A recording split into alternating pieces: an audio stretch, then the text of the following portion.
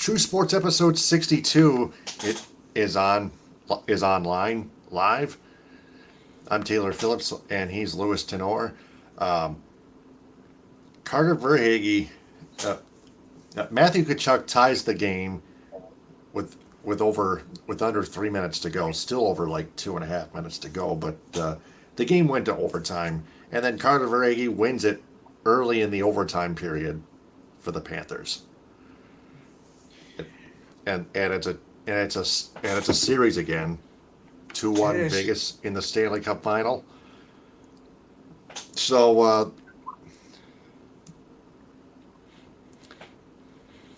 the Panthers still have life, but how does Vegas respond to that in Game 4? Yeah. Yeah, Vegas, I think Vegas just let its guard down with them Verhage and the Panthers, were able to take advantage of it. The Panthers need this game though, because if Vegas is gonna go 3-0, there was almost gonna be no chance the Panthers are gonna catch up. They need this game and they need it very badly. They played a low scoring game, which was just exactly what Florida was looking for. Well played on defense, and that's what they gotta keep, Vegas on playing a more defensive minded strategy game. Otherwise, because Vegas just blows them out on offense, especially the power play. I thought when Vegas won the power play at the near the end of the regulation, I thought that Vegas was gonna take it and be up 3-0. But they didn't get any shots on goal in that man advantage, and Verhage and the Panthers just were able to take care of it. So if they can Yep. keep that up, it could be a 2-2 on Saturday night, maybe. Well, we'll see what happens. So Yes. we'll recap that along with Game 4 of the NBA Finals. Again, I am away from here tomorrow night. Right. As will I. Yep. So yeah, so we're both away from our home places tomorrow night. So we'll have to. Oh, yeah, we'll have to wait until Saturday night. By the way, ahead of time, happy milestone on your enhanced on your sports show on Saturday early evenings. Well, actually, it is a milestone, but this dates back to before I joined Enhanced Sports Show because it's the 10th anniversary that I started podcasting.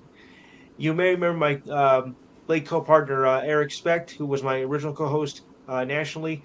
Well, 10 years ago, we started our podcast with him, myself, and another fellow um, who's now in the police force in Philadelphia, and we started up a show together in June, which will be 10 years on the 19th of this month. So 17th will be the national anniversary of Yep. that. So, by the way, so yeah, yeah, absolutely. Congrats ahead of time. And Thank you. the White Sox and Yankees split a doubleheader while the Tigers obviously blew yet another one. Alex laying a blown save, just his second blown save, but his last two starts, he's been in a slump. But I still think he's a great closer. He just needs to get back into his groove. But Yes. But he faced the heart of the order, starting with Bryce Harper, who who absolutely laced a double off the right field wall that started the spark for the Phillies. You can't count those Phillies out. No. So No, you can't. Alex Lang has has recorded saves mostly against teams that aren't that good. Mm, I don't mean to go out on a limb here, but it's right. obviously true. Um,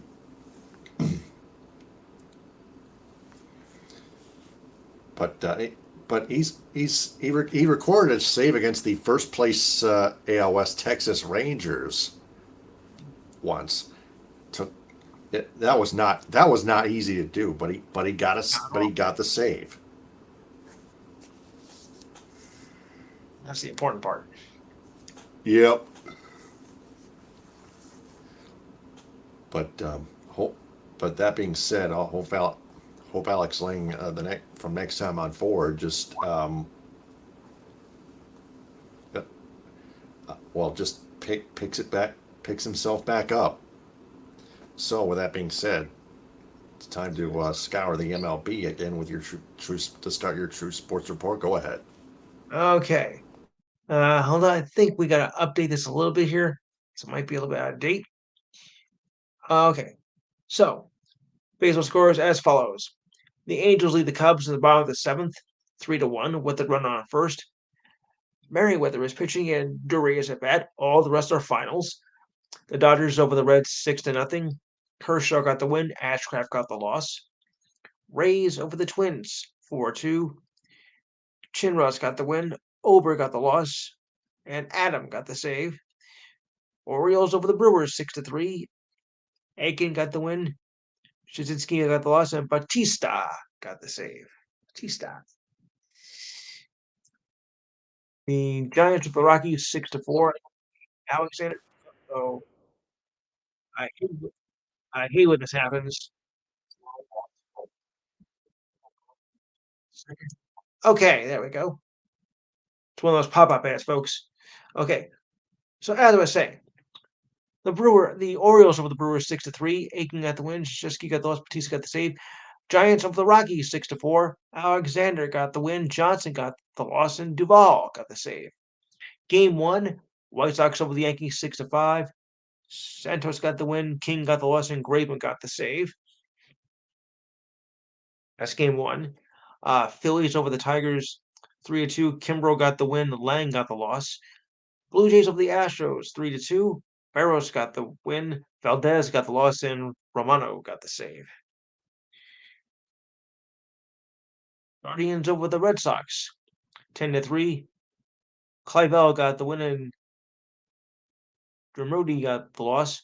Now, speaking of choking, well, Braves had the Mets had a 10-7 lead, I think, in the 8th inning, and the Braves come back to beat them 13-10, 10 innings. Iglesias got the win. Hunter got the loss. And the Mets have now lost 6 in a row. In game 2, the Yankees over the White Sox 3-0. Vasquez got the win. Clevenger got the loss. And Holmes got the save. And D-backs and Nationals were postponed. Oh boy, I'll have more of those postponements a little bit later. This is getting really, really ugly. Okay, schedule tomorrow. And it goes like this. And it is a full schedule, being now it's Friday. So here we go. Your 6:40 games, the D-backs take on your Tigers. The Rangers take on the Rays. 7:05, the Red Sox take on the Yankees. Also 7:05 games are the Royals taking on the Orioles. The Dodgers taking on the Phillies. And the Mets taking on the Pirates. 7:07, the Twins taking on the Blue Jays. 7:10, Astros taking on the Guardians. 7:20, the Nationals take on the Braves. 8:10, the Marlins take on the White Sox. 8:15, 8:10, the A's take the Braves.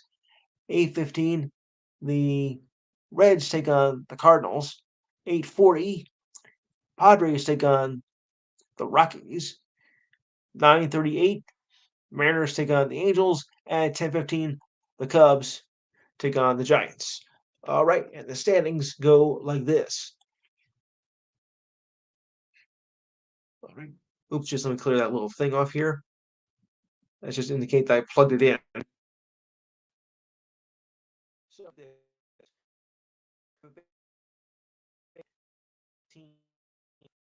6.5 ahead of the Orioles at 38-24. Yankees 37-27, 8.5 back. 9.5 back are the Blue Jays at 36-28, and the Red Sox are 31-32, 14 back. Still respectable, even though they're getting below 500.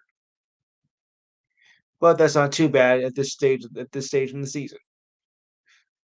To the Comedy Central, and I do mean Comedy Central books because now it's official that this division is a joke, as there are no teams above 500 in this division.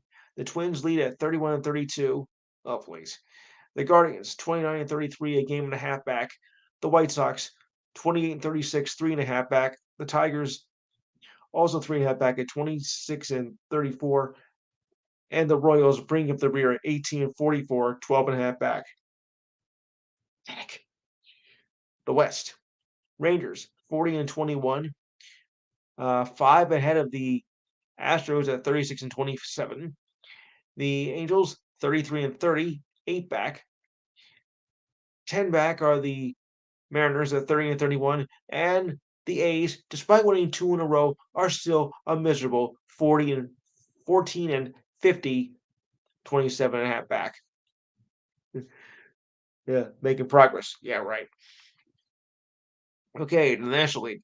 Braves 35-24 have a 3.5 game lead over the Marlins at 35-28.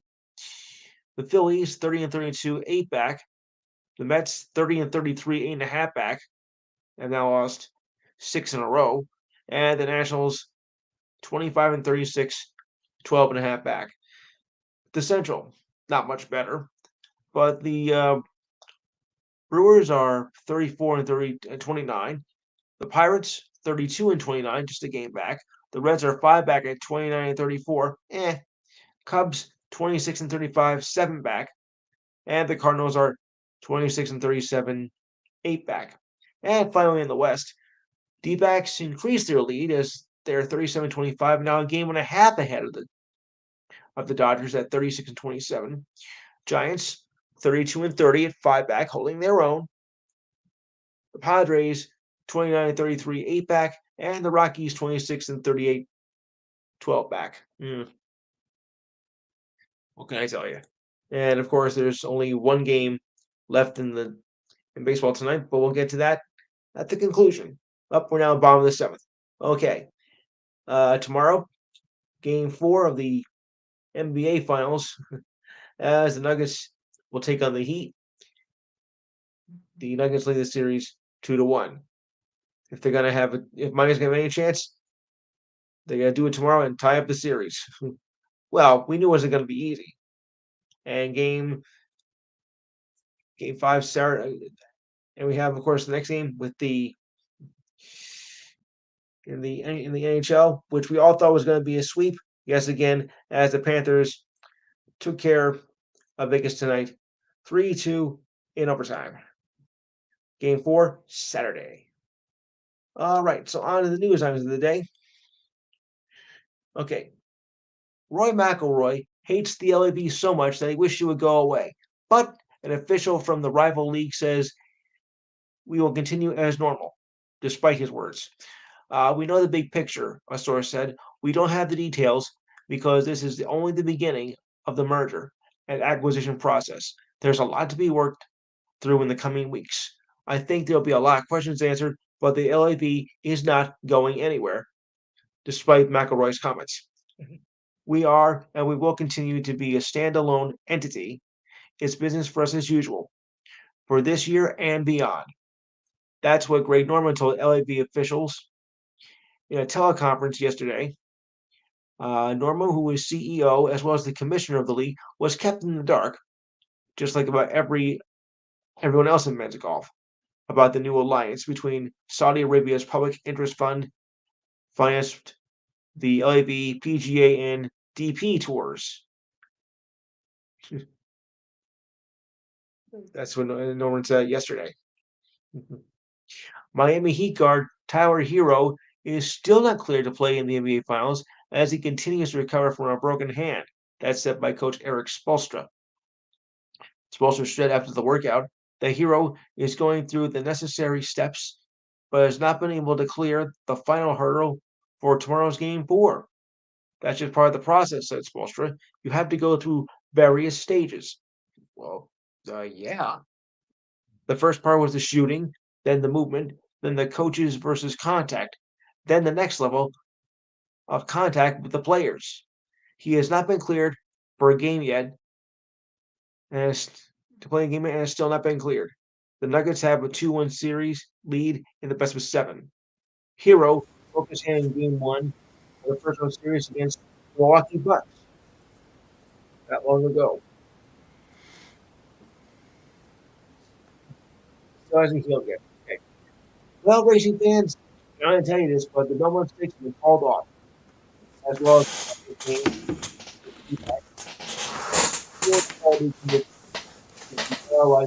Wild fires in Canada. well, at the time it was live racing in Belmont, but it is now official that they have postponed the race for the time being. This was the second straight day that fires north of the border have impacted the sports world in the eastern part of the U.S.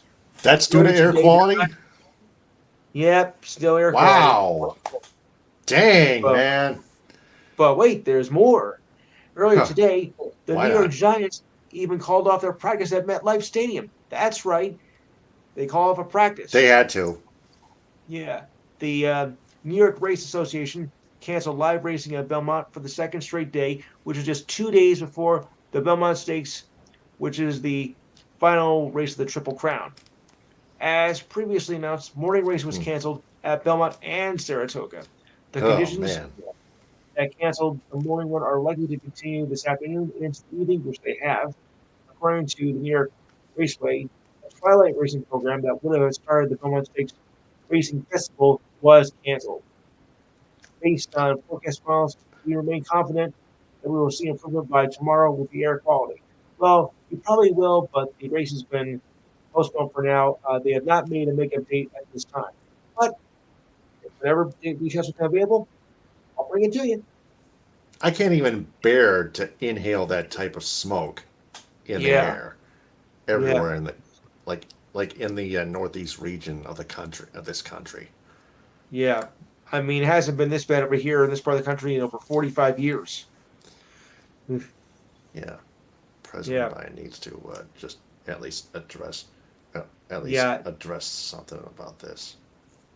yeah. Uh, And Canadian Prime Minister Trudeau. hmm. Oh, yeah. The LA Kings have signed defenseman Vasildov uh, Gorbach to a 2-year deal, securing top defenseman who would be available for free agency. A pending free agent, Gorbach's contract has an average annual value of 5.8 million through the 2024-25 season. Most of the contract will be paid out in signing bonuses of 10.2 million, with a base salary of 775,000 in those 2 years. The contract also has a no movement clause. He has 19 goals in 72 games between the Kings and the Blue Jackets. The Kings acquired Garber in a trade deadline with the Blue Jackets. That included goaltender Jonas Carpusalo, the Blue Jackets. Oh boy.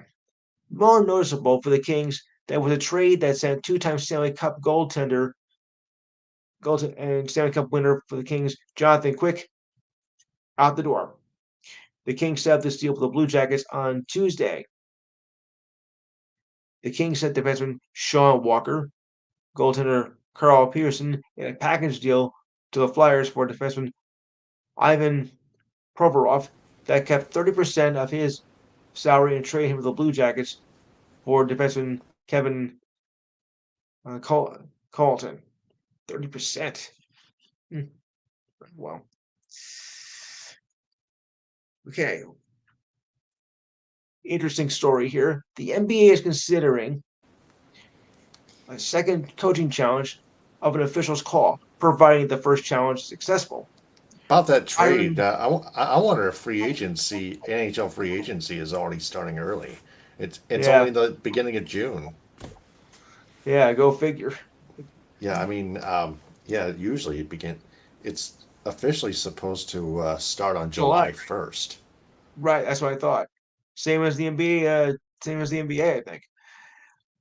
So, Yep. Byron Spurl, the league's president of basketball operations, said the idea would be discussed further in today's meetings with the league's competition meeting.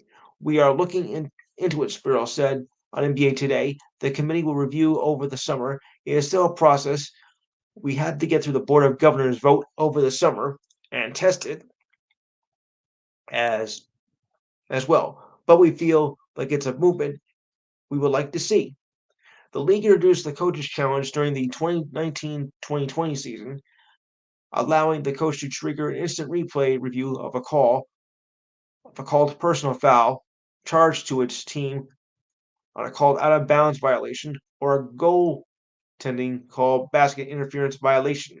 Reviews of the goaltending basket interference or out of bounds in the final 2 minutes of the fourth and overtime are triggered only by the officials and are not subjected to a coach's challenge.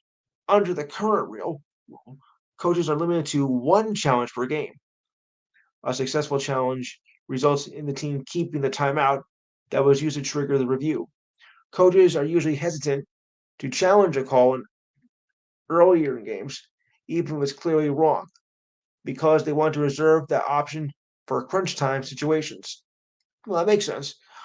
Under the new proposal, the team will be allowed to keep their timeout with a successful challenge and be given another one to be used later in the game, which would be smart. Okay. For the During the past 2 days before Game 3 last night, Nuggets coach Mike Malone, could sense the Nuggets uh, loss weighing heavily on Jamal Murray. Last night, both Murray and Nikola Jokic rebounded from the loss as the duo made history as they both scored 30-point triple doubles, a first in finals history, and the Nuggets took a 2-1 series lead. Murray set the tone with 34 points to go with 10 rebounds and 10 assists, while the Joker had 32 points, 21 rebounds and 10 assists. It was his eighth triple-double in 11 postseason games. After hearing from Malone about the Nuggets' lack of effort He's a and being beast. shown a dozen or show clips for their lack of discipline in defensive breakdowns in Game 2, Murray came out determined to make amends for the Nuggets' first postseason loss at home. The last shot felt good, Murray said, of his missed three-point shot at the end of Game 2 that could have forced overtime. It was like throughout the game, I felt I could not bring the intensity that the moment was called for. Even though I did not play terrible, I felt like I could have done more. Murray hit 8 of his first 13 shots and had 20 in the first half. Jokic broke the game open in the third with 12 points and 6 rebounds as the Nuggets went on a 29-13 run and built up a 19-point lead by the end of the third quarter. Heading into the postseason, Murray told ESPN he was determined to prove that his performance in the 2020 postseason bubble was not his best. He earned the nickname Bubble Murray by posting two 50-point games in the first round series versus the Jazz and helped the Nuggets overcome two consecutive 3-1 deficits to advance to the Western Conference Finals. But Murray had vowed this was just the beginning, adding that he lives for the playoff moments, especially after missing two previous postseasons with a torn ACL in his left knee. Ugh. He is back in his words. That's what champions do, Malone said of Murray as he rebounded in Game 3. That's what Warriors do. They battle back, and we don't mean the Golden State Warriors either. I just add that in. Rookie Christian Braun scored 15 points, making 7 of 8 shots, and Aaron Gordon collected 11 points, 10 rebounds, and 5 assists. Yeah, I add that little remark about not the Golden State Warriors. Yeah, okay. All right. The Nevada State adjourned today without voting a bill to finance a $1.5 billion stadium for the A's, extending the special legislative session to next week, and negotiations over whether to contribute $380 million in public funding to the project. The measure can be amended by lawmakers, and if it passes the Senate, it still needs to pass the Assembly before going to the desk of Governor Joe Lombardo, who has expressed support for it. Both the state and Assembly are now in recess until Monday. In a hearing that began on Wednesday and stretched into the early hours of Thursday, lawmakers questioned tourism and a representative from a firm partnering with the ball club about feasibility of financing a deal.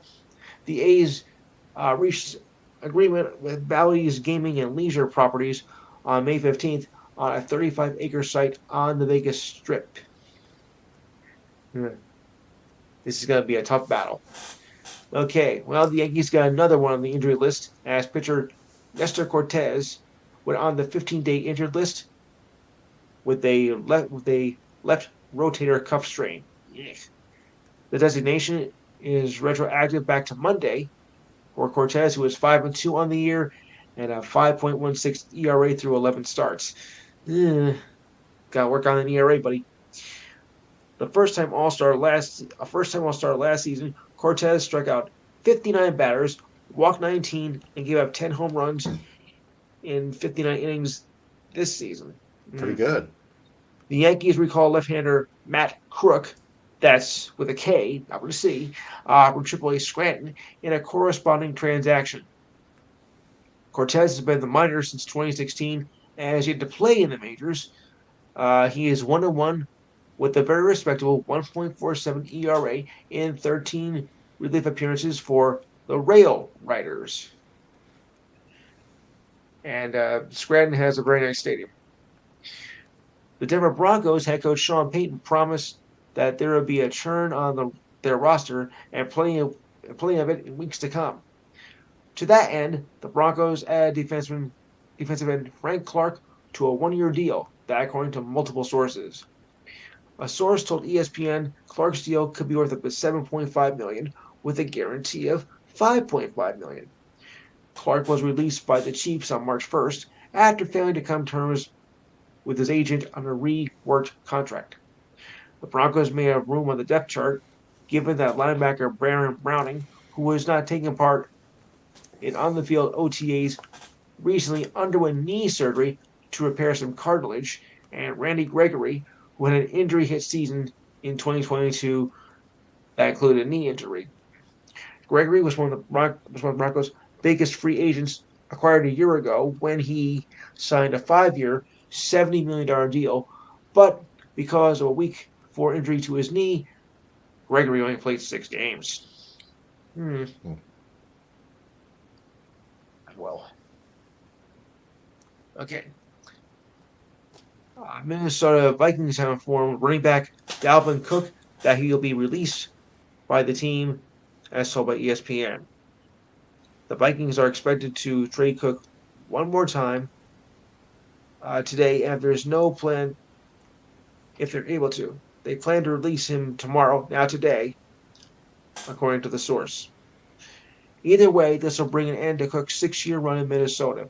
The Dolphins are expected to have interest in signing Cook once he is released, that according to sources. Cook was to take up $14.1 million in cap space for this season and was due to make $11 million if he was to stay with the Vikings. Those are big numbers for an aging running back who surpassed 15,000 touches last season. The Vikings would owe Cook $2 million if they release him.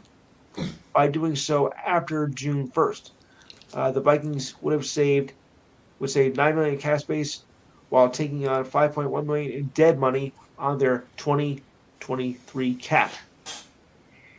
Dolphins head coach Mike McDaniel declined to comment on Cook's expected availability when asked yesterday, and complimented his group of running backs that include Rasheem Morset, Jeff Wilson Jr., Myles Gaskin, and rookie Devon Achane.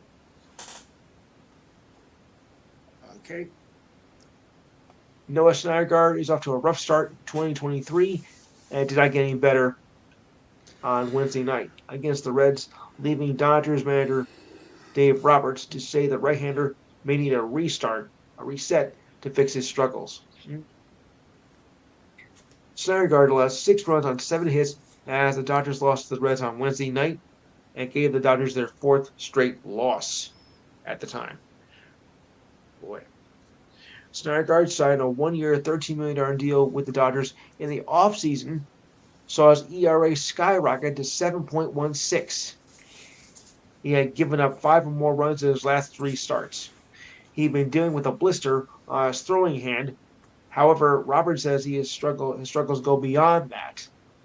Noah has been going through this all season, and it's not from a lack of preparation or effort. It's just not working, said Roberts. Well, sometimes it happens. There are things with the blister. There was a fingernail break in the game. He is not going to make excuses about his performance. There might be an opportunity to give him a reset to get his problem taken care of. Steinergard has allowed 6 or more earned runs in 4 starts this season and tied Bram Ashcroft of the Reds and Kyle Muller of the A's. That's the most in the majors. Steinergard even admitted that he is the weakest link in the rotation. Well, then, you are the weakest link. Goodbye. Oh boy. Syndergaard missed all of 2020 with Tommy John surgery and carried a 4.17 ERA in the past 2 seasons. He was 10-10 with an ERA of 3.94 last season that was split between the Angels and the NL champions Phillies. Here's an interesting one for you. The Angels placed outfielder Hunter Renfroe on paternity leave. Wednesday, outfielder Joe Adell was recalled from AAA Salt Lake in a corresponding move. Renfroe is batting .252 with 11 home runs and 30 RBIs in 58 games this season. His first with the Angels. There's more here. He has played with 4 different teams in the last 4 seasons after spending his first 4 seasons with the Padres. Adell has batted .278 with 18 home runs and 43 RBIs in 55 games before being called up. He has not played in the majors this season, but batted .234 with 27 RBIs and 8 home runs in 88 games last season with the Angels. The Angels are currently involved in a 3-game series. Well, we're involved with a 3-game series with the Cubs that just ended. And the Angels lead the Cubs 3-1, bottom 8. Oh boy. Ohtani's at bat. A rip and a miss, and Ohtani strikes out. Swung for the fences there. Just make contact with the ball. Just concentrate more on making contact with the ball. Okay. Yep. Kind of like a Biden swing. And we go to the top of the 9th. Suzuki, Gomes, and Amaya are due up in the top of the 9th. Okay, that ends my report. I'll turn it back over to you. All right, so that's episode 62 of True Sports. We're going to wrap it up right about now. Top half of the 9th inning is going to take at least like a few minutes or so. Yeah. So, yep. So we'll be back Saturday night for episode 63. We'll recap both Game 4s of the NBA Finals and Stanley Cup Final. Till then, I'm Taylor Phillips for Louis Tenor. Ta-ta, everyone. Good night, folks.